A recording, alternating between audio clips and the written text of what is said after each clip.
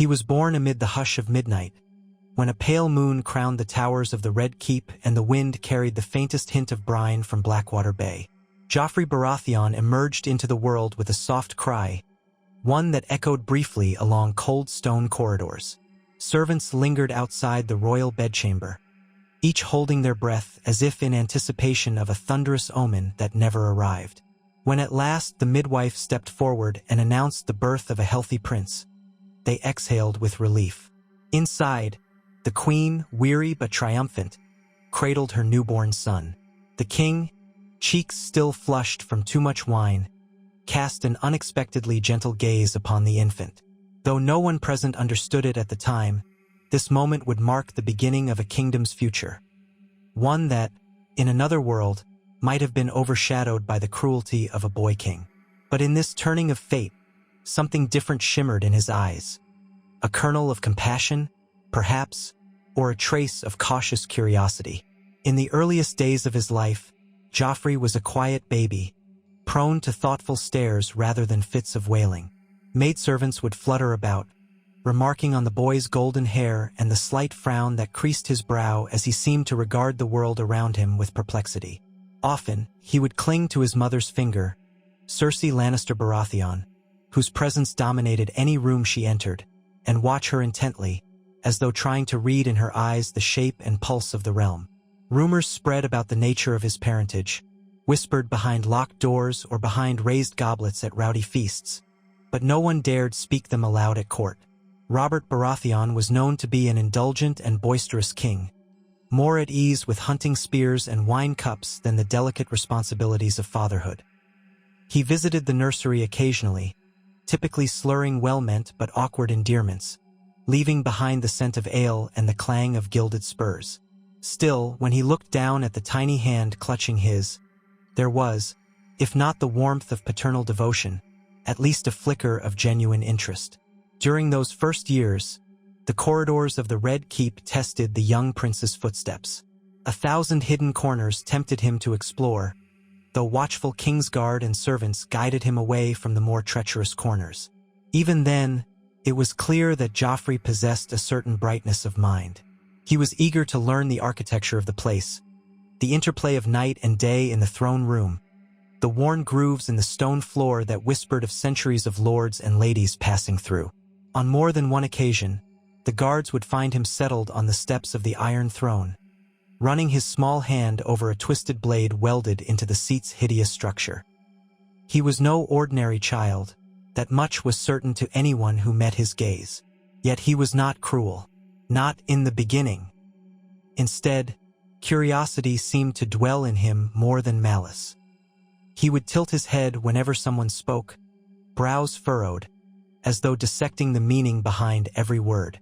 In the gardens, he took to watching ants scuttling beneath rose bushes, fascinated by the way each tiny creature seemed to play a part in its greater community. Sometimes he would lie on his belly in the grass for hours, propping his chin in his hands while he observed these small dramas unfolding at his feet. Joffrey was not alone in the nursery, of course. Tommen and Myrcella arrived in due course, rounding out the royal siblings. Myrcella was gentle from the start, her eyes full of warmth. Tommen, a chubby-cheeked baby with an easy laugh, grew to idolize his elder brother almost immediately. Though Tommen was destined to be overshadowed, in the hush of childhood, he found that Joffrey was a protective older figure. If Tommen reached for a toy, Joffrey would let him have it without fuss. If Myrcella became upset, Joffrey was the first to hand her a carved wooden figurine of a lion, or a cloth doll, or to speak to her in hushed tones until she laughed. The three children formed a quiet coalition of siblings in the early years, bonded by the lofty corridors and echoing chambers that made their worlds simultaneously grand and confining. The queen watched all this from her vantage, eyes keen and calculating. Cersei's capacity to love was overshadowed only by her capacity to protect. In her mind, her children's well-being was paramount. She taught Joffrey the delicate art of courtesy, of how to maintain a polite smile, and how a prince must measure his words. Yet privately, she also whispered lessons on power, how it must be seized, never yielded, and how fear could be a weapon if properly applied. She did not intend cruelty for cruelty's sake, but she also did not shy from the realpolitik that came naturally to her. She explained that a king must keep order, and sometimes that meant drawing steel or speaking threats. Joffrey listened, but in those days, he took her teachings as cautionary tales more than personal directives. He believed in finding a balance, though he lacked the vocabulary at so young an age to name it as such. It was in his 8th year that he received his first sword. Robert Baratheon, in a rare and genuinely paternal mood, decided it was time his son held something sharper than a wooden practice blade. The king's own warhammer had once crushed princes and knights alike on the battlefields of the rebellion. Now, older and softer, he hoped to shape Joffrey into a warrior who might better fit the role of future king.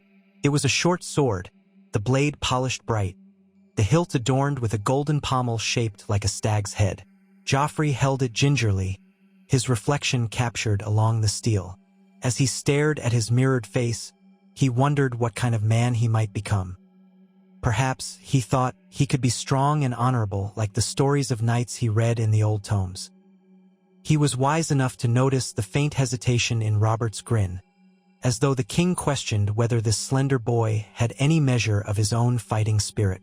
Eager to prove himself, Joffrey insisted on training sessions in the yard, refusing to give up even when his arms ached and sweat dripped into his eyes. As he grew, so did the demands of court life. Lessons in reading, history, heraldry, and statecraft filled his mornings. Afternoons were claimed by fencing, horse riding, and the protocols of the great houses. Evenings brought feasts, banquets, or quieter family suppers. Joffrey observed everyone. His uncles, Jaime and Tyrion, each so different in his presence. Jaime, the Kingslayer, a towering figure of chiseled charm, seemed amused by his nephew's attempts to appear composed. Tyrion, the dwarf, regarded Joffrey with a mixture of caution and curiosity, as though uncertain whether the boy would embrace or shun him. Joffrey found himself somewhat drawn to Tyrion's intellect, but they did not speak often. The boy sensed in Tyrion a well of untapped knowledge. On rare occasions, Tyrion would ruffle Joffrey's hair in passing and jest that the lad should read more. Joffrey began to do exactly that. He read of the 7 kingdoms, of their history, their battles, and the complicated tapestry of alliances that bound them. He learned of the Targaryen dynasty, of Aegon the Conqueror, of Maegor the Cruel, and of the Mad King who fell to the rebellion. He learned of the North, where stark banners flew a direwolf sigil, and of the Iron Islands, home to fearsome reavers. There were the Reach, the Vale, the Stormlands, and Dorne, each with distinct customs and vantage points. Instead of perceiving these lands as pawns to be bullied, Joffrey wondered if there was a way to bind them peacefully under one crown. His future crown, perhaps. He did not share these notions openly. The court had little patience for the fancies of a child. Yet the seeds of a thoughtful ruler were planting themselves in his spirit. When he was 9, a visiting delegation from the north arrived at King's Landing. It was the first time Joffrey met the Stark family. He stood at the top of the steps leading into the Red Keep's throne room, beside his mother, father, and siblings. Lord Eddard Stark cut a solemn figure, dark hair touched with gray, eyes that seemed haunted by distant snows. At his side was Lady Catelyn, her composure shaped by Tully restraint. Their children fanned out behind them. Robb, the eldest son, quiet but strong of build. Sansa, a girl with auburn hair and dreamy eyes. Arya, dark-haired and restless as a colt. Bran, still a lively boy, and baby Rickon, too young to make the trip. Joffrey took in each face, uncertain how to greet them. He offered a small bow, mindful of his father's presence. Robert swept forward and embraced Lord Stark like a brother, ruffling Robb's hair in boisterous familiarity. Eddard Stark returned the gesture with a half-smile, but he quickly resumed his gravity, as though uneasy with being in the capital once again. During their stay, Joffrey had opportunities to cross paths with the Stark children. Sansa, close to his age, regarded him with shyness. She spoke in soft tones, flustering over her courtesies. Joffrey found her manner endearing. She reminded him of a sparrow with wide eyes. He was careful to be polite, offering small compliments about her dresses or the embroidery she worked on. More than once, Sansa's cheeks flushed pink, and she dipped her head demurely. Arya, by contrast, eyed him like a cat cornered by a barking dog.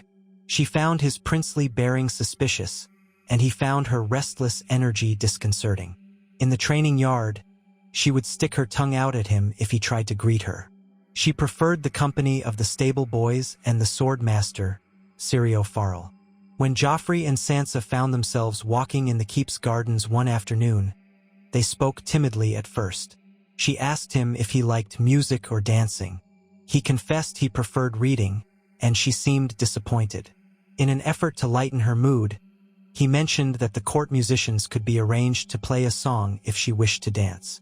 That brought a smile to her lips, though neither of them truly knew how to proceed without an audience.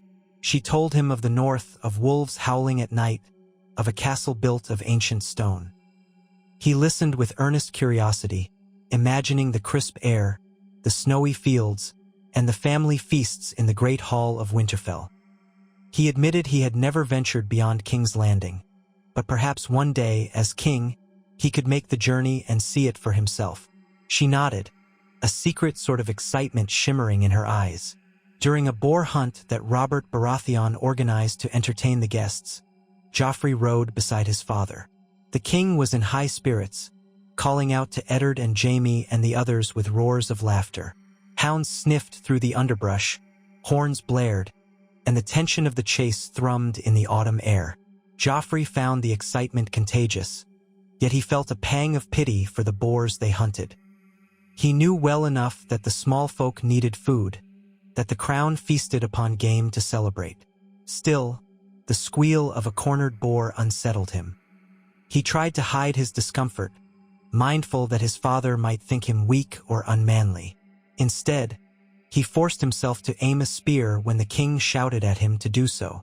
He managed to strike the boar in the flank, though not mortally.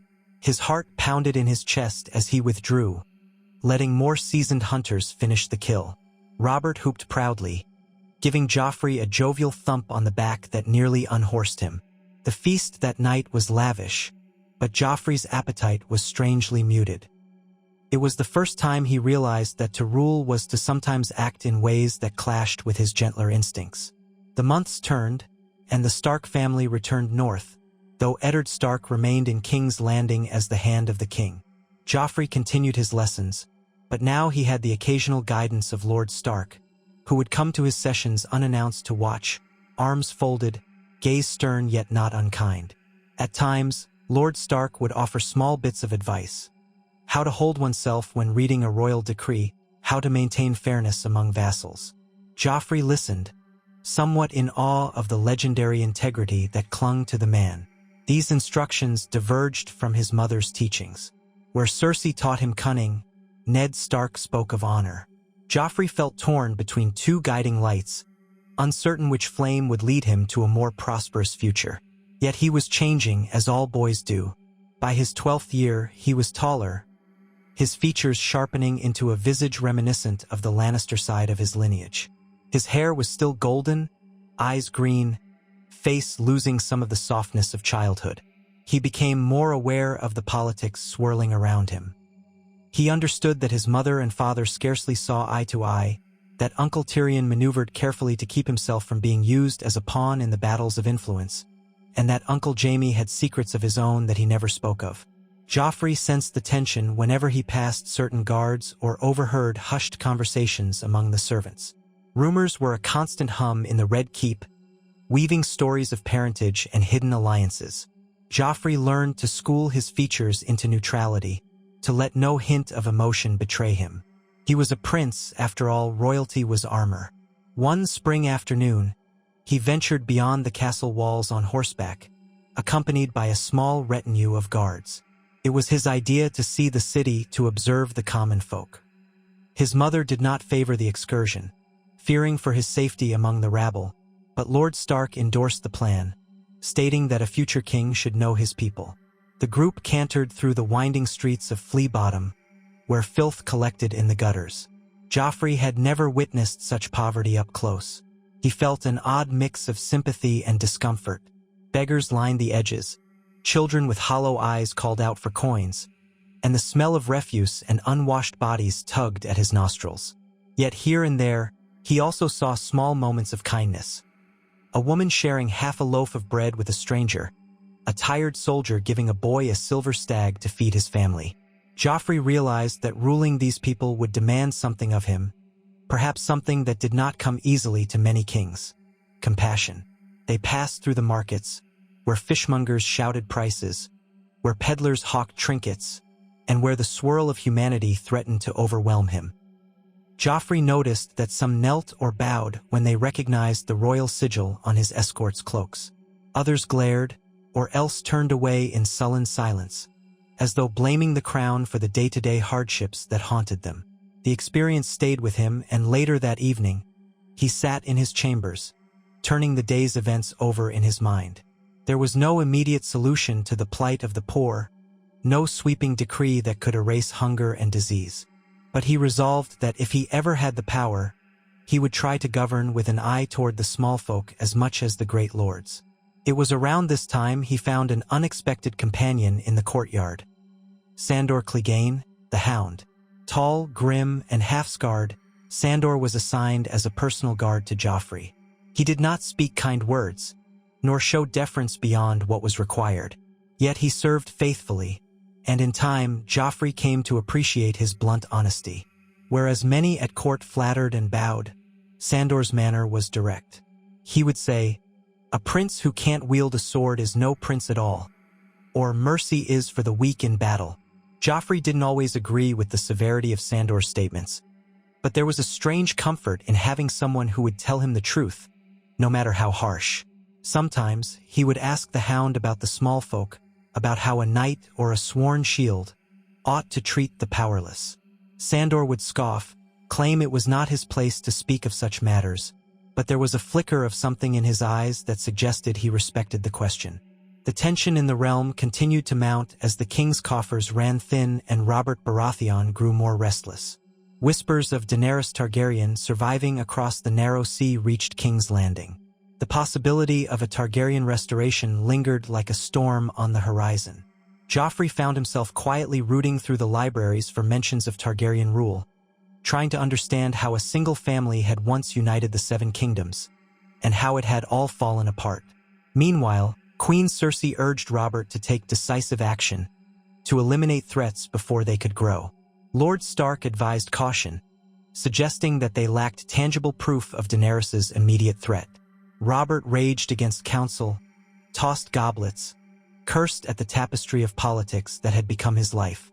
Joffrey watched his father's temper flare and recede like tidal waves, each outburst chipping away at the king's once mighty presence. Amid these undercurrents, Sansa Stark returned to King's Landing in what was rumored to be the beginning of a betrothal arrangement between her and Joffrey. The notion sent a thrill of anxiety and curiosity through him. Marriage had always been an abstract concept, something spoken of as a future inevitability. To have a candidate for betrothal now, someone he remembered as a dreamy-eyed girl from the north, felt oddly real. When Sansa arrived, she was taller, more refined, her hair in a cascade of perfect auburn curls. She curtsied to him gracefully, eyes lowered in practiced modesty. He offered his hand, lifting her up with careful courtesy. They exchanged polite words, speaking of her journey and of Winterfell.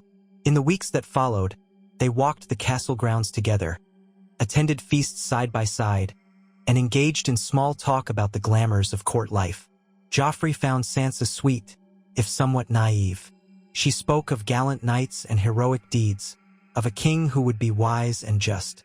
At times, Joffrey could see the illusions she carried of him, how she saw a gallant prince when he still felt like a boy wrestling with too many conflicting lessons.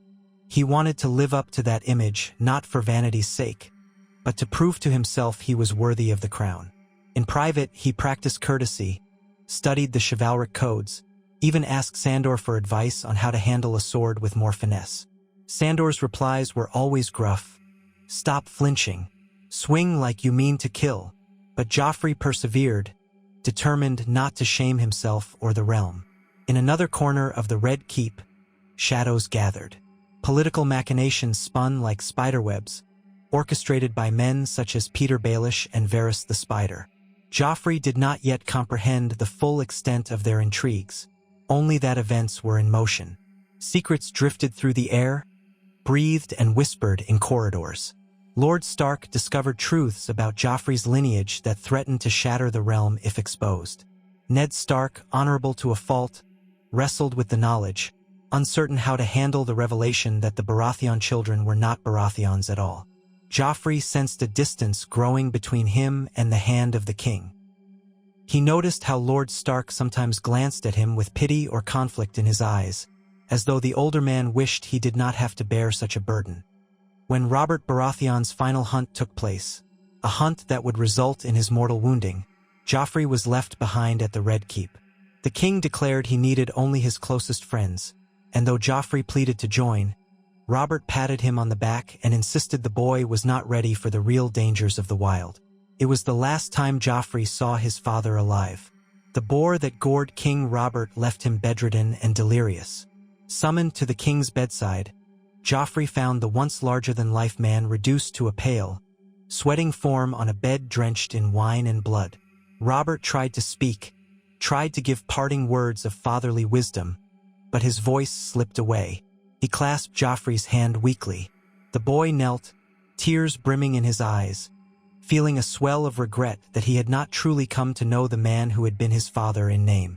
Robert's last breath rattled in his chest, and the king was gone. Chaos bloomed in the aftermath. The will naming Eddard Stark as regent was contested. Queen Cersei seized power swiftly, insisting that Joffrey was the rightful heir. Ned Stark attempted to uphold what he believed was just, but the city's mood turned dark. In a series of events that would stain the annals of history, Ned Stark was arrested for treason. Rumors spread that he meant to denounce Joffrey's claim to the throne. Cersei demanded Stark's head, while others called for caution. Joffrey stood at the center of a political storm that threatened to consume him entirely. But here, in this thread of fate, was where Joffrey's heart deviated from the monstrous path some had feared he would tread. He could not forget the man who had quietly taught him about honor. He remembered Lord Stark's calm instructions, the stories of the North, the times he had seen the man's genuine care for his daughters. He knew that Sansa was terrified for her father's life, and in the nights leading up to Ned Stark's trial, Joffrey wrestled with his conscience. Cersei demanded a show of strength. The city demanded blood, but Joffrey's memories of Ned Stark, of a man who had tried to guide him, who had believed that duty and justice might prevail, would not let him sleep. On the day Lord Stark was brought before the crowd, the tension was thick enough to taste. Joffrey, newly named king, stood on the dais, wearing the crown Robert once wore. Sansa was below, tears already in her eyes. The queen stood near him, posture rigid, gaze cold. Ser Island Payne gripped the greatsword ice, its Valyrian steel shimmering. The hush over the crowd was terrible. Joffrey swallowed hard, forcing his voice not to shake as he addressed the assembly. Lord Stark looked up, his face etched with resignation, as though he fully expected to die for what he believed. Joffrey glanced at Sansa's pleading expression and then found himself gazing out over the throng of onlookers, who were waiting for a cruel spectacle. They wanted the new king to prove his mettle with a beheading. They wanted blood. In that moment, every lesson came crashing into him. His mother's insistence that fear is a tool, his father's love of violence, Ned Stark's sermons about honor, and his own experiences witnessing the poverty in the city. Something in Joffrey snapped into clarity. He heard his own voice ring out, steadier than he had expected, echoing against the stone walls as he spoke words that would change his fate and the fate of the realm. "Lord Eddard Stark," he said, "you have been accused of treason. You stand before the Iron Throne to answer for your crimes. You were my father's friend, and you served as hand of the king. I cannot ignore your confession, nor can I dismiss the severity of your actions. Yet I believe in the wisdom of mercy and justice both." A ripple of shock swept through the crowd. Cersei stiffened, her eyes snapping toward her son. Sansa's sob became a gasp. Ned Stark blinked, uncertain if he had heard correctly. Joffrey raised his chin, ignoring his mother's subtle hiss of disapproval. He continued, "As king, I cannot allow those who would tear the realm apart to go unpunished. But I am not eager to begin my reign with the blood of my father's friend staining the streets. You came forward to confess, Lord Stark. You admitted your crimes. That is enough to demonstrate your submission to the crown. Therefore, I shall spare your life, but I will send you to the wall to live out your days in service to the realm." The decision stunned the entire court. Joffrey could almost feel his mother's anger radiating. He dared not meet her gaze. Ned Stark bowed his head, relief and confusion warring on his features. Ser Island Payne lowered ice, uncertain. Cersei found her voice, a taut hiss meant only for Joffrey. "You cannot do this. You are handing away your power." Joffrey did not reply. Instead, he declared to the crowd that the matter was settled. The city erupted into a cacophony of voices. Some jeered, feeling robbed of the spectacle. Others cheered, seeing the king's mercy as a promising sign. The gold cloaks ushered Ned Stark away, and Sansa trembled with relief, tears streaming down her face as she tried to curtsy to Joffrey in gratitude. Joffrey nodded, heart pounding. He had made a choice that would shape the future. He had spared a life when all expected him to be cruel. In the days that followed, King Joffrey found himself embroiled in a battle of wills with Cersei. She accused him of weakness, of being swayed by the pleas of a northern girl. She tried to rally the small council to overturn the decision, but none dared usurp the king's public decree.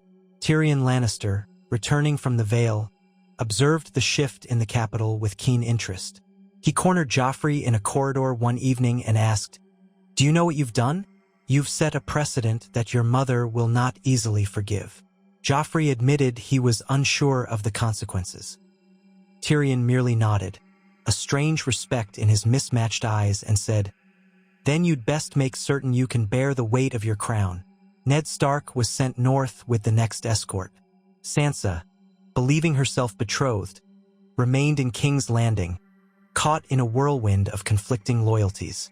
Joffrey tried to be kind to her. He did not wish to see her suffer. Yet the realm was in chaos. Robb Stark, upon hearing that his father was captured and then exiled, had raised his banners in the north, incensed by what he believed to be Lannister treachery. The Riverlands burned under the brutality of the Mountain. Tywin Lannister marshaled forces to protect the family's interests. Renly Baratheon declared himself king in the south, claiming that Joffrey was no true Baratheon. Stannis Baratheon also rose, championing the same revelation about Joffrey's parentage. War loomed, threatening to tear the realm apart. In this crucible, Joffrey found he could not rely on the illusions of childhood. The throne was not a seat of comfort but of agony. Every day, he faced new crises. Demands for gold, for alliances, for retribution. Lord Peter Baelish whispered cunning solutions, though Joffrey found the man slippery. Varys approached with cryptic hints about whispers from the east or the north, urging caution. Tyrion, assigned as Hand of the King when Cersei was forced to relinquish that authority, did his best to stabilize the capital. The boy king realized he had to tread carefully.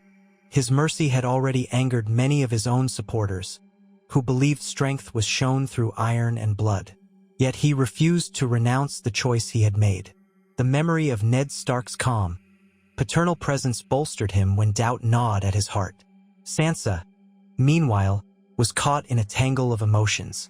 She still hoped that Joffrey could be the chivalrous king of her songs, and, in this new reality, he was at least kinder than she had feared he might be. He did not torment her. He did not mock her or threaten her. Instead, he tried to reassure her that her father was alive at the wall. He promised she would see him again one day, though he could not say when. Sansa listened, tears in her eyes, her illusions about the perfect southern court life shattered by the brutality that still lingered around them. Though Joffrey had stayed the executioner's hand, the city was rife with conflict, and the War of the Five Kings began to rage beyond the capital's walls. News arrived of battles won and lost. Robb Stark proved a formidable commander, capturing Jaime Lannister in a daring assault near Riverrun. Tywin regrouped, forced to take the young wolf seriously. In the capital, food grew scarce, and the small folk began to grumble. Joffrey received them in petition, hearing their plights. He arranged for additional bread to be distributed from the royal granaries. It was not enough, but it was something. Cersei viewed his actions with thinly veiled contempt, accusing him of wasting resources on the ungrateful masses. Still, Joffrey persisted. He had seen their faces. He remembered the hunger in their eyes. If a king could not feed his own people, what good was he? Occasionally, Joffrey would retreat to the Godswood at night, though the Red Keep's Godswood was small and dominated by southern trees, lacking the weirwoods of the north. There, he would pace among the dark leaves, trying to order his thoughts. Sometimes he would dream of a different life, one where he was not burdened by the throne. Other times, he would remember the glimpses of kindness he saw in the city, and he would tell himself that all was not lost.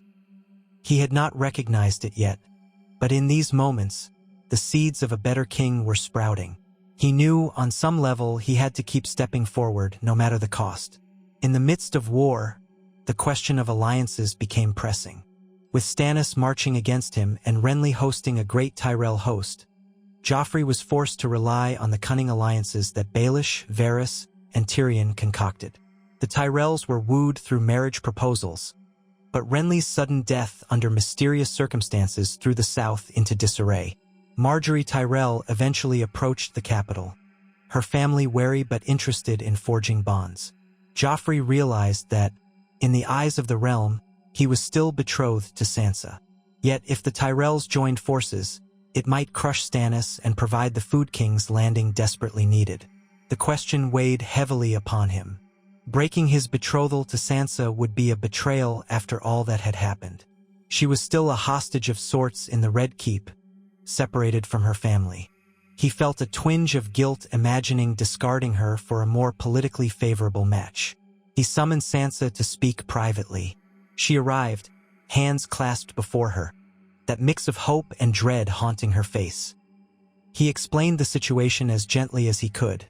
That House Tyrell's alliance was crucial to saving the capital from the fires of Stannis' invasion, that a marriage to Margaery might seal the deal. Sansa's expression flickered with heartbreak, but she masked it with a polite nod, understanding the logic though it pained her. She did not cry, nor did she plead. After he finished, she curtsied. "You are the king," she said softly, "and it is your duty to protect the realm. If my feelings matter at all, I only ask that you be kind." He felt his throat tighten. Even in this moment, with her hopes dashed, she was gracious. It drove the nail of regret deeper into his heart. Shortly after, the announcement was made. King Joffrey Baratheon was to wed Margaery Tyrell, securing the loyalty of Highgarden. The city exhaled in relief. Food flowed in from the Reach. Sansa was left to watch from the sidelines, uncertain of her future.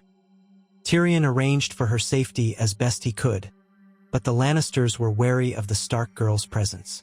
Joffrey tried to speak with her a few times, but she retreated behind a delicate mask. He could hardly blame her. Though he had once spared her father's life, the choices he now made forced them further apart. And so the war ground on. Stannis sailed against King's Landing, and the city braced for the infamous Battle of the Blackwater. Tyrion engineered the defense, relying on wildfire and cunning strategy to devastate Stannis' fleet. On the walls, Joffrey stood wearing armor more ceremonial than practical. He looked out over the bay, seeing the flicker of green flame devouring ships, hearing the screams that mingled with the thunder of catapults. His stomach churned. War was not the glorious contest bards sang of. It was carnage, chaos, and fear. The Tyrell bannermen arrived in time to reinforce the city, forcing Stannis to retreat. The capital roared with triumph. Cersei saw the victory as a vindication of Lannister supremacy, while Joffrey simply felt relief that the realm would not burn that night. After the battle, Margaery Tyrell arrived in full bloom of courtesy and grace, enchanting the court with her warmth. She praised the king for his brave stand, though in truth he knew Tyrion deserved the credit for the strategy. Joffrey found Margaery intelligent and politically astute, seemingly capable of charming even the harshest critics. She asked him about his visions for the realm, and he carefully confided small glimpses of his desire to better the lives of the small folk. She smiled, encouraging him, though he suspected her motives were more pragmatic than altruistic. Still, in a court full of vipers, an ally who feigned belief in his ideals was better than an enemy. In the wake of the victory, banners flew from every tower. Celebrations spilled into the streets. Yet the war was far from over. Riverrun still stood with the Starks, and the North refused to yield. The Ironborn were raiding the coasts. Daenerys Targaryen, across the sea, was rumored to be gathering supporters and dragons. Joffrey spent long hours in the small council, listening to arguments, signing orders he barely had time to read. He struggled to find moments of stillness, to remind himself that mercy had a place on the Iron Throne. He resolved to release Sansa from her betrothal bonds officially, sending a letter to Robb Stark to negotiate a prisoner exchange that might reunite Sansa with her family, if not fully bridging the gap between the North and the Crown. The effort was complicated by politics, but the message was sent, and Joffrey felt some relief in doing what he believed to be the right thing. He still had trouble sleeping. Nightmares of the throne haunted him. Its twisted swords, the stench of dried blood from centuries past, the burden of rule that felt heavier each day. But the realm saw subtle shifts. Public executions became less frequent under his rule. Petty criminals were sent to the Night's Watch more often than to the block. Bread distribution continued, albeit at great cost to the royal treasury. Tyrion complained it was bankrupting the city. But Joffrey remembered the starving faces in Flea Bottom and found it hard to condemn them to further hunger.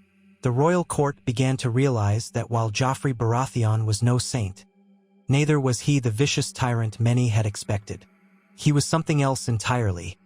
A boy thrust into the role of king, trying to honor the value of compassion amidst a sea of bloodshed.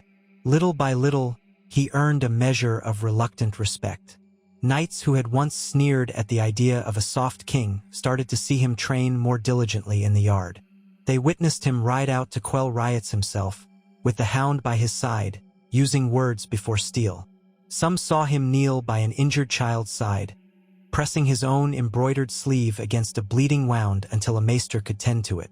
These were small gestures in the grand scheme of war, but they did not go unnoticed. Tales spread among the small folk that this young king, though born of rumor and scandal, might actually care for them. Mothers told their children that King Joffrey was not the monster they had feared. Cersei raged, of course. She argued that these gestures of mercy undermined the crown's authority. She accused her son of weakness, of letting Lord Stark's influence corrupt him. She demanded harsh reprisals against rebellious lords and tighter control over the population. Joffrey, however, had grown bolder. He stood his ground, reminding her that it was his decision who lived and died, not hers. Their arguments escalated in private. Jaime, recently returned from captivity, tried to mediate but found himself at a loss.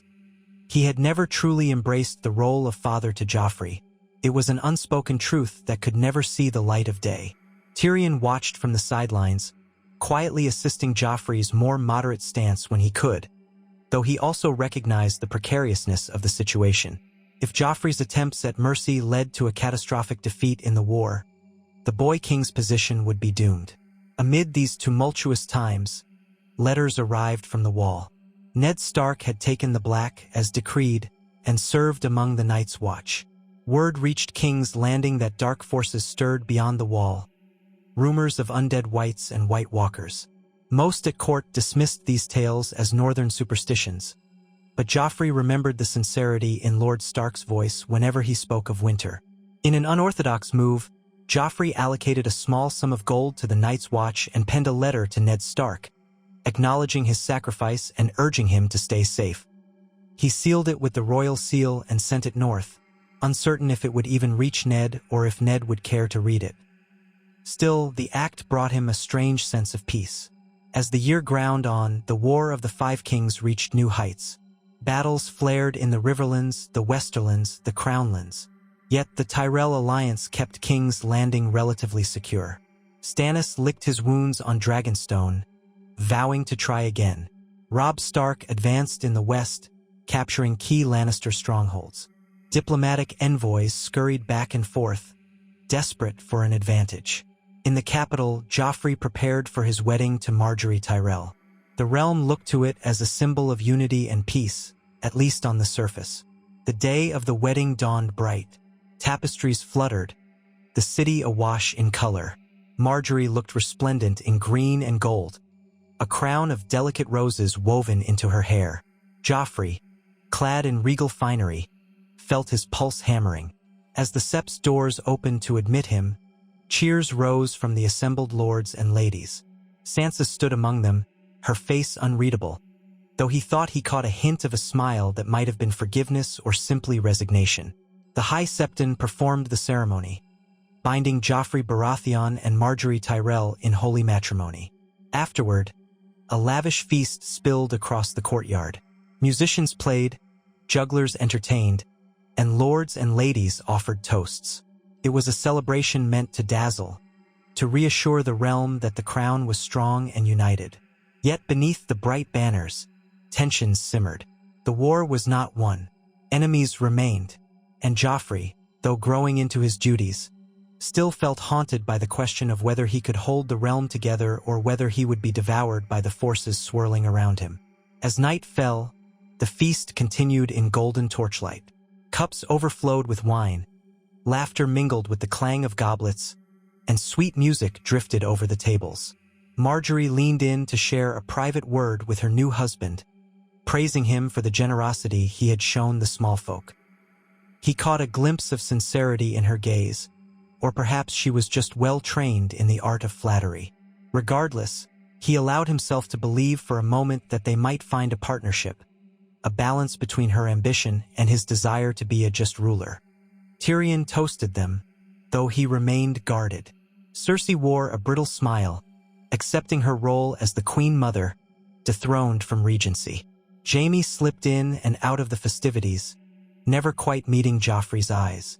The Hound stood at a distance, watchful, a silent guardian keeping darker threats at bay. Distant thunder reminded everyone that storms could gather in an instant, even on the brightest day. And so the young king's story continued, shaped by the choice he made on the day he spared Ned Stark. Where once he might have been remembered as a sadistic tyrant, this Joffrey struggled, erred, and sometimes succeeded in forging a path of tempered rule. Though mistrusted by many and hated by some, he continued to search for a balance between the iron fist his mother demanded and the open hand he felt was necessary to keep the realm from imploding. In the months after his wedding, Joffrey took further steps to stabilize the kingdom. He passed decrees that mitigated the harsh taxes Robert had levied. He invited representatives from each major region to form a council of advisors, an idea borrowed from reading about the long-forgotten courts of earlier Targaryen kings. He even entertained the notion of forging a peace with the North, hoping to bring Robb Stark to the table, though the obstacles seemed insurmountable. Blood had been spilled, and no treaty could easily wash it away. Letters traveled back and forth, but old grudges festered. Meanwhile, beyond the narrow sea, Daenerys Targaryen grew in strength, her dragons no longer hatchlings. Word of their fiery might reached the capital, fueling nightmares of a second conquest. Joffrey read these reports with growing concern. If dragons returned to Westeros, how could the realm stand united unless it found common ground? He saw the lines drawn, a fractured kingdom ripe for invasion. Yet he still could not unify the lords under one banner. Too much distrust lingered. Even Tywin Lannister, though commanding the Lannister forces, treated his grandson king with a mixture of respect and quiet disdain. Tywin was a man of ambition and control, and he tested Joffrey at every opportunity. In the hush of late evening, when the torches guttered in the corridors, Joffrey would sit in the royal solar, gazing upon a map of the Seven Kingdoms. He would place small carved sigils of each house where their armies mustered, noting alliances and animosities. If he slid one piece too far, the entire realm could ignite in a renewed blaze of war. He tried to find the lines that would lead to peace, but the puzzle was fiendishly complex, and time was running short. Winter was coming, the old saying went. With it would come hardships the realm had not seen in a generation or more. Marjorie found him there one night, hunched over the map. She asked him softly what he hoped to achieve. He looked at her, unsure if he could trust her fully, but aware that sharing his burdens might lighten them.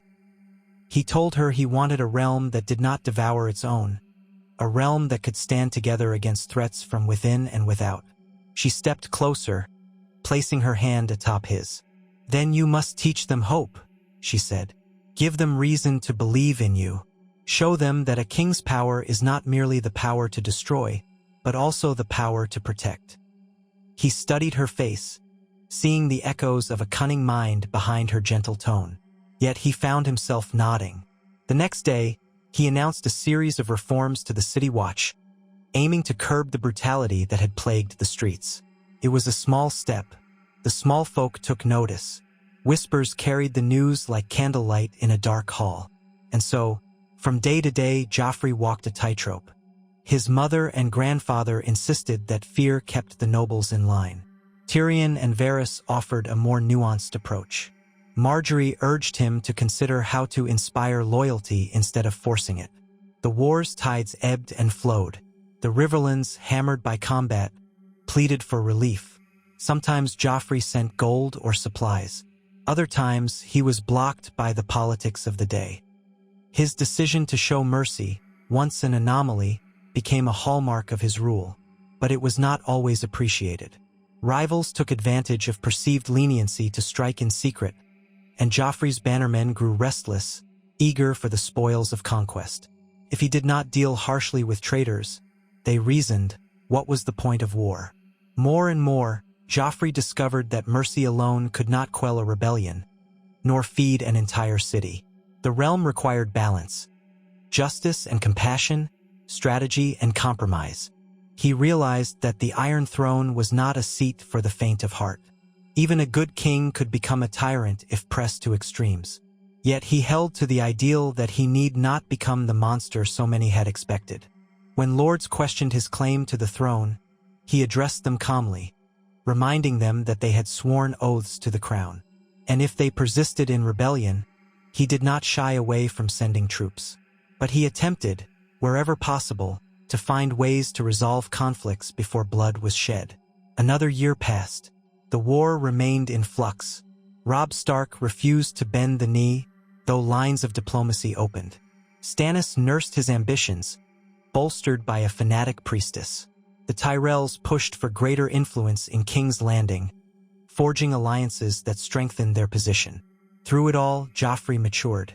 He was no longer the uncertain boy who had first shouldered the crown. He carried himself with greater poise, and his sword arm improved under Sandor's ruthless tutelage. Once, while riding out with the Kingsguard to suppress a band of outlaws harassing the Rose Road, Joffrey found himself in actual combat. The bandits were desperate and heavily armed. Steel clashed, men screamed. Amid the chaos, Joffrey faced an attacker who lunged with a spear.